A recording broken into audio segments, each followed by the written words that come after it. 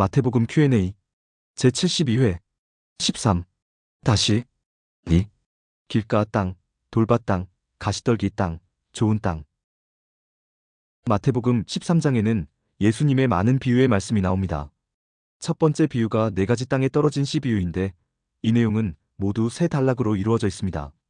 첫 번째 단락은 마태복음 13장 1절로 9절로서 예수님께서 네 가지 땅에 떨어진 씨 비유를 말씀해 주시는 내용이고, 두 번째 단락은 10절로 17절로서 왜 예수님께서 비유로 말씀하시는지 그 이유를 제자들에게 설명해 주시는 내용이고, 세 번째 단락은 예수님께서 네 가지 땅에 떨어진 씨 비유를 제자들에게 풀어주시는 내용입니다.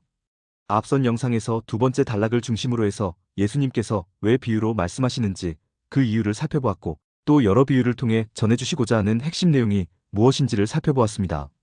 다시 한번 간단히 정리해드리자면, 예수님의 비유 말씀을 들은 제자들은 왜 굳이 비유로 말씀하시느냐고 예수님께 질문을 던졌습니다. 이 질문은 직접적으로 말씀하셔도 다 알아들을 수 있는데 왜 굳이 비유를 사용하느냐는 일종의 투정, 일종의 항의였습니다. 그러나 예수님은 제자들도, 유대교 지도자들도, 일반 백성들도 자신의 말씀을 전혀 이해하지 못하고 있다는 사실을 잘 알고 계셨습니다. 지금까지 산상수훈을 비롯한 많은 말씀을 주셨지만 사람들이 전혀 알아듣지 못하고 있다는 사실을 잘 알고 계셨습니다. 그래서 비유로라도 말씀을 하시는 것이었습니다.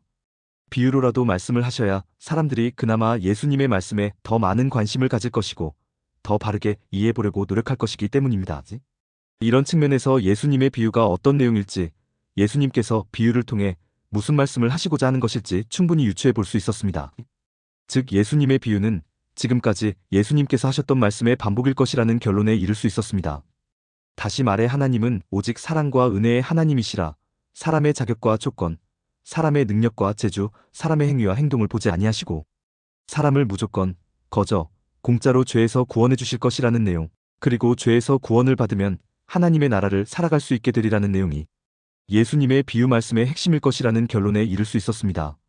즉 예수님 비유의 핵심은 사람을 위해 일하시는 하나님과 그 하나님의 일하심으로 말미암은 하나님 나라가 되는 것입니다.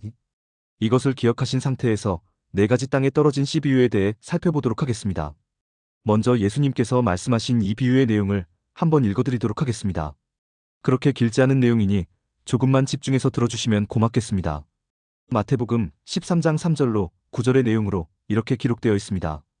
씨를 뿌리는 자가 뿌리러 나가서 뿌릴 새 덜어는 길가에 떨어짐에 새들이 와서 먹어버렸고, 덜어는 흙이 얕은 돌밭에 떨어짐에 흙이 깊지 아니하므로 곧 싹이 나오나 해가 돋은 후에 타서 뿌리가 없음으로 말랐고, 덜어는 가시떨기 위에 떨어짐에 가시가 자라서 기운을 막았고, 덜어는 좋은 땅에 떨어짐에 어떤 것은 100배, 어떤 것은 60배, 어떤 것은 30배의 결실을 하였느니라. 귀 있는 자는 들으라라고 기록되어 있습니다. 이런 비유를 대하면 사람들의 관심은 반드시 네 종류의 땅으로 가장 먼저 향하게 되어 있습니다. 왜냐하면 사람이기 때문입니다. 사람이기에 사람을 비유하는 것 같은 네 종류의 땅으로 관심이 가장 먼저 가는 것은 너무나도 당연합니다. 그러면서 나는 길가 땅일지, 돌밭 땅일지, 가시떨기 땅일지, 아니면 30배, 60배, 100배의 결실을 맺을 수 있는 좋은 땅일지를 스스로 생각해보고 돌아보게 되어 있습니다. 아주 지극히 정상적인 반응입니다. 자신뿐만 아니라 이 비유를 근거로 다른 사람들까지 판단해보려고 합니다. 김 집사는 교회에서 목사님 말씀을 듣는 둥 마는 둥하고 때때로 목사님 말씀에 토달기를 좋아하니까 분명히 길가 땅일 거야. 이 집사는 열심히 신앙생활은 하는 것 같기는 한데 너무 시험에 자주 드니 돌밭 땅이 틀림없어.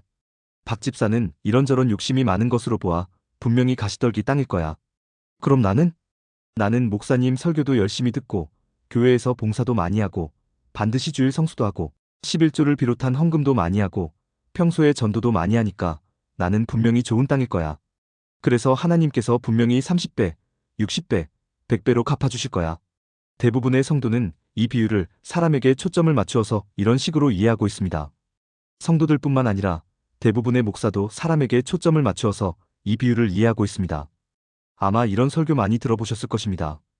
여러분, 예수님께서 네 가지 종류의 땅이 있다고 말씀하셨습니다. 여러분은 어떤 땅이 되시겠습니까? 길가 땅이 되시겠습니까? 아니면 돌밭 땅이나 가시떨기 땅이 되시겠습니까? 절대로 그렇게 되어서는 안 됩니다. 여러분은 반드시 30배, 60배, 100배의 결실을 맺을 수 있는 좋은 땅이 되셔야만 합니다. 그럼 좋은 땅이 되려면 어떻게 해야 할까요? 당연히 말씀에 순종해야 하는 것입니다. 뿌리는 자가 뿌리는 것은 말씀입니다. 그러니 여러분, 하나님 말씀에 순종하고, 교회의 말씀에 순종하고, 목사님 말씀에 순종하십시오. 그러면 하나님의 상급이 30배, 60배, 100배가 아니라 그 이상으로 여러분께 크게 임할 것입니다. 여러분의 마음을 좋은 땅으로 경작해 나가시길 축원합니다. 이런 내용의 설교를 많이 들어보셨을 것입니다. 그런데 자기 땅을 좋은 땅으로 가꾸어 가라는 의미로 예수님께서 이 비유의 말씀을 하셨을까요? 그렇지 않습니다. 앞에서도 말씀드렸듯이 예수님 비유의 핵심은 오직 사랑과 은혜로 사람을 위해 일하시는 하나님과 그 하나님의 일하심으로 말미암은 하나님 나라인데, 예수님의 이 비유를 사람에게 초점을 맞추어 이해하면 되겠습니까? 되지 않겠습니까? 되지 않습니다. 그럼 어떻게 해야 하겠습니까? 예수님 비유의 핵심은 하나님과 하나님 나라이기에 비유를 바르게 이해하기 위해서는 가장 먼저 하나님부터 찾아내야 합니다. 그래서 다시 한번 예수님의 비유를 들려드리겠습니다. 누가 하나님인지 한번 찾아보시기를 바랍니다. 씨를 뿌리는 자가 뿌리러 나가서 뿌릴 새 덜어는 길가에 떨어짐에 새들이 와서 먹어버렸고, 덜어는 흙이 얕은 돌밭에 떨어짐에 흙이 깊지 아니하므로 곧 싹이 나오나 해가 돋은 후에 타서 뿌리가 없으므로 말랐고, 덜어는 가시떨기 위에 떨어짐에 가시가 자라서 기운을 막았고, 덜어는 좋은 땅에 떨어짐에 어떤 것은 100배, 어떤 것은 60배, 어떤 것은 30배의 결실을 하였느니라. 귀 있는 자는 들으라라고 기록되어 있습니다. 여쭈어 보겠습니다. 이 비유에서 하나님은 누구라고 생각하십니까? 씨를 뿌리는 자가 하나님이시라는 데에 이 일을 제기하실 분은 아무도 안 계실 것입니다. 그렇습니다. 하나님은 씨를 뿌리는 자이십니다. 그렇다면 씨는 무엇이겠습니까? 씨가 무엇을 의미하는지 이 비유에서 알 수는 없습니다. 그런데 마태복음 13장 18절로 23절에 기록되어 있는 비유 풀이를 보면 씨는 말씀이라는 것을 알 수 있습니다. 그래서 하나님은 말씀이라는 씨를 뿌리는 분, 즉 농부라는 결론에 이를 수 있습니다. 바로 이 지점에서 다시 한번 질문을 드려보겠습니다. 여러분은 이 비유에 등장하는 하나님, 즉 말씀이라는 씨를 뿌리는 농부이신 하나님이 정상이라고 생각되십니까? 비정상이라고 생각되십니까? 비정상입니다. 아무리 보고 또 보아도 이 비유에 등장하는 하나님은 비정상입니다. 왜냐하면 씨를 뿌리는 하나님께서 아무 곳에나 씨를 뿌리고 있기 때문입니다. 덜어는 길가에 떨어짐에라는 표현, 덜어는 흙이 얕은 돌밭에 떨어짐에라는 표현, 덜어는 가시떨기 위에 떨어짐에라는 표현, 덜어는 좋은 땅에 떨어짐에라는 표현에서 어떤 느낌을 받으십니까? 씨를 뿌리는 자가 아무데나 씨를 뿌리고 있다는 느낌을 받습니다. 씨를 뿌리는 자가 좋은 땅, 나쁜 땅을 구분하지 않고 될 대로 되라는 식으로 씨를 뿌리고 있다는 느낌을 받습니다. 지금까지 별 생각 없이 이 비유를 읽으셨던 분들도 이제는 이런 느낌을 받으실 것입니다. 보통 농부는 씨를 뿌리기 전에 좋은 땅과 나쁜 땅을 구분해서 좋은 땅은 취하고 나쁜 땅은 버리기 마련입니다. 또 좋은 땅이라고 해서 바로 씨를 뿌리지도 않습니다. 싹을 쉽게 틔울 수 있도록 땅을 미리 갈아주고 또 싹이 잘 자랄 수 있도록 이런저런 선제 조치를 다 취한 후에 비로소 씨를 뿌리기 마련입니다. 그게 정상적인 농부입니다. 그런데 오늘 비유 말씀을 보면 씨를 뿌리는 자에게서 이런 모습은 전혀 발견되지 않습니다. 정말 대충대충 씨를 뿌립니다. 될 대로 되라는 식으로 씨를 뿌립니다. 좋은 땅에 씨가 떨어져서 열매가 맺히면 다행이고 나쁜 땅에 씨가 떨어져서 열매가 맺히지 않으면 어쩔 수 없지 않냐는 식으로 씨를 뿌립니다. 농부가 이러면 되겠습니까? 안 되겠습니까? 안 됩니다. 말씀이라는 씨를 뿌리는 하나님께서 이러면 되겠습니까? 안 되겠습니까? 안 됩니다. 절대로 안 됩니다. 그래서 등장하는 말씀이 바로 마태복음 13장 9절, 귀 있는 자는 들으라라는 말씀입니다. 귀 있는 자는 들으라라는 이 말씀이 어떤 의미입니까? 하나님의 심정과 마음, 하나님의 성품과 속성, 하나님의 가치와 원리로 이 비유를 들으라는 말씀입니다.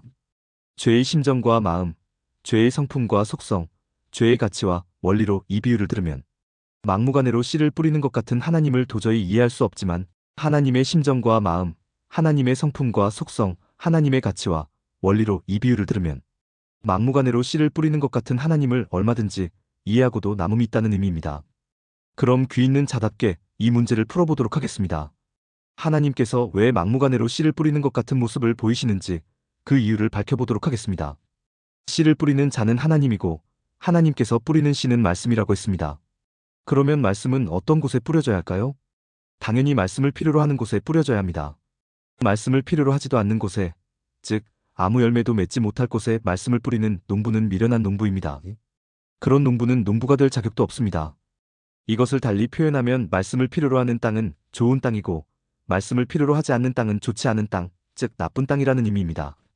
그런데 수많은 사람이 있습니다. 이 수많은 사람 중에서 말씀을 필요로 하지 않는 사람들이 있을까요? 없을까요? 없습니다. 말씀을 필요로 하지 않는 사람은 단 한 사람도 없습니다.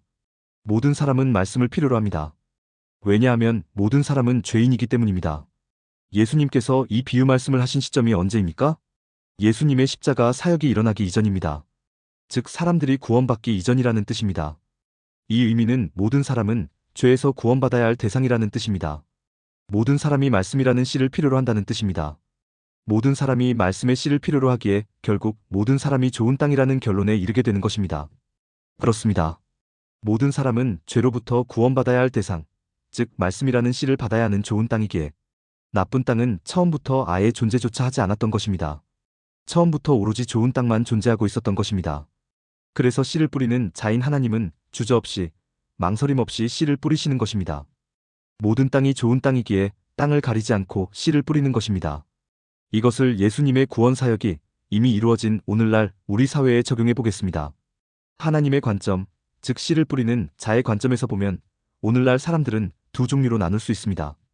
한 종류는 이미 말씀의 씨를 받은 사람들, 즉 성도이고 다른 한 종류는 아직 말씀의 씨를 받지 못한 사람들, 즉 죄인입니다. 성도는 말씀의 씨를 받았으니 과거에 좋은 땅이었다는 의미이고 죄인은 말씀의 씨를 받아야만 하는 땅이니 역시 좋은 땅이라는 의미입니다. 죄인은 분명히 좋은 땅인데 다만 아직 말씀의 씨를 받지 못했을 뿐입니다. 즉 예수님 당시나 지금이나 씨 뿌리는 자의 관점에서 보면 오로지 좋은 땅만 존재하고 있는 것입니다.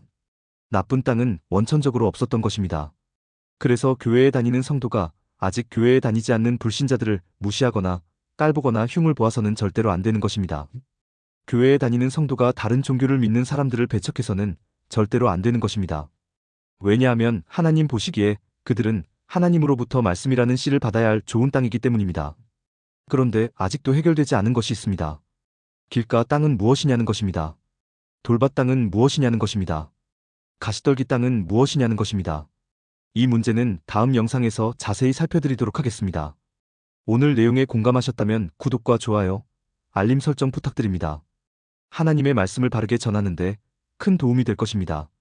평등하고 공정하며 정의롭고 행복한 세상을 이루는데 큰 도움이 될 것입니다.